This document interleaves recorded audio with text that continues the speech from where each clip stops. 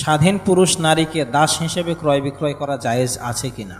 স্বাধীন পুরুষ নারীকে ক্রয় বিক্রয় করা দাস হিসেবে হারাম, কাবিরা গুনাহ, একবারে বড় পাপের মধ্যে এটা একটা, যে দাস দাসীকে স্বাধীন পুরুষ নারীকে দাস দাসী হিসেবে বিক্রি করে দেওয়া। আমরা শুনি যে বাংলাদেশের মেয়েরা বাহিরে গেলে দাসীর মতো থাকে, শুনি মাত্র। যারা মনে করে তারা নাজায়েজ হারাম কাজ করে, যারা বলে তারাও নাজায়েজ হারাম কথা বলে। আহসানুল্লাহ আলাইকুম। আমার পিতা মৃত্যুর সময় অতি অল্প জমি ও আবাদি জমি রেখে যায়। বোনদের কি বসত জমির অংশ দিতে হবে? পিতা মারা গেলে ছেলে মেয়ে জমি জায়গা অর্থ সম্পদ ভাগ করবে অংশ হারে, এটা আল্লাহর আদেশ, এটা রাসূলের আদেশ।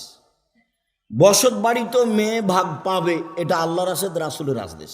এখন ভাই বোন মিলে পরামর্শ করে, যেহেতু বোন এখানে ভিটা বাড়িতে বাড়ি করলে মানাবে না, বরং তার শ্বশুর বাড়ি আছে, ভিন্ন জায়গাতে থাকবে, এটা সবচেয়ে ভালো।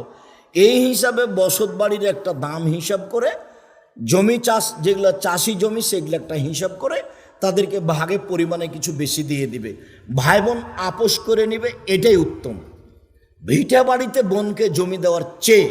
তবে বোন ভিটা বাড়িতে যেভাবে হক রাখে, চাষি জমিতে সেভাবে হক, চাষের জমিতে সেভাবে হক রাখে, চাষের জমিতে যেভাবে হক